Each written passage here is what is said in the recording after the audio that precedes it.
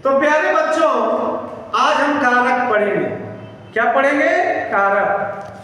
तो कारक संज्ञा या सर्वनाम का संबंध क्रिया के साथ बताने वाले विभक्ति चिन्ह को हम कारक कहते हैं।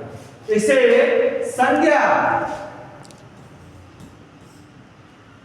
या सर्वनाम का संबंध क्रिया के साथ बताने वाले विभक्ति चिन्ह को कारक कहते हैं। जैसे राम ने रावण को मारा या राम ने रावण को मारा, तो राम संज्ञा है और रावण भी संज्ञा है। यहां ने विभक्ति चिन्ह है, वो मारा क्रिया है। मारा क्या है? क्रिया है। राम संज्ञा है। तो संज्ञा का संबंध क्रिया के साथ बताया। राम ने रावण को मारा और ने को विभक्ति चिन्ह लगा हुआ है, तो संज्ञा या सर्वनाम का संबंध क्रिया के साथ बताने वाले विभक्ति चिन्ह को कारक कहते हैं। जैसे राम ने रावण को मारा। अब कारक के 8 भेद होते हैं। कारक के 8 भेद होते हैं। कर्ता कारक, कर्म कारक, करण कारक, संप्रदान कारक, अपदान कारक, संबंध कारक, अधिकरण कारक, संबोधन कारक। तो कर्ता कारक को हम जानेंगे। किसी काम को करने वाला जो व्यक्ति होता है, जो क्रिया को करने वाला व्यक्ति होता है, उसे कर्ता कहते हैं।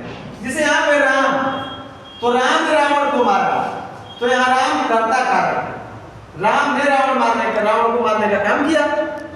इस प्रकार कर्म कारक, कर्म कारक यह है कि राम ने रावण को मारा, मारने का काम किसने किया? रावण पे। कर्म भूमि कौन रहा? रावण। तो यहाँ रावण जो है कर्म कारक हो जाएगा।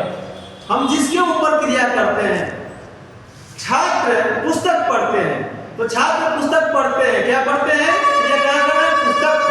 तो यहाँ पर पुस्तक क्या हो जाएगा? कर्म कारक हो जाएगा। करण कारक जिस साधन के द्वारा हम कोई क्रिया करते हैं। जैसे सीता पत्र लिख रही है, तो सीता जब पत्र लिख रही है, सीता पत्र लिख रही है, सीता पत्र लिख रही है, तो यहाँ पे सीता लिखने का काम, पत्र लिख रही है, और सीता क्या कर रही है? पत्र लिख रही है। तो पत्र पे कर्म कर रही है। यहाँ पत्र जो है, और पत्र लिख रही है, तो किसके द्वारा लिख रही है? तो कलम से लिख रही है। तो वहां करण कारक हो जाएगा। जिस साधन के द्वारा हम काम करेंगे वहां करण कारक हो जाएगा। उसका विभक्ति चिन्ह से द्वारा, वे कलम से लिख रहे हैं। को यानी उस पे हम काम कर रहे हैं, पुस्तक पढ़ रहे हैं। किसको पढ़ रहे हैं? पुस्तक को पढ़ रहे हैं। संप्रदान कारक, हम क्रिया किसी दूसरे के लिए करते हैं। जैसे सोहन ने अपनी बहन के लिए 2 दर्जन केला लाया। सोहन ने अपनी बहन के लिए 2 दर्जन केला लाया। तो केला किसके लिए लाया? अपनी बहन के लिए लाया। वहां के लिए लगा तो संबंध कारक है। अब आता है आप संप्रदान कारक है। अब आया अपदान कारक, जहां पे हम अलग हो जाते हैं। से का चिन्ह जहां पे अलग होने के लिए संकेत करता है। जैसे पेड़ से पत्ते गिरे, पेड़ से पत्ते गिरे, पेड़ से पत्ते गिर रहे हैं। यहाँ पे से लगा है, यानी अलग हो रहा है।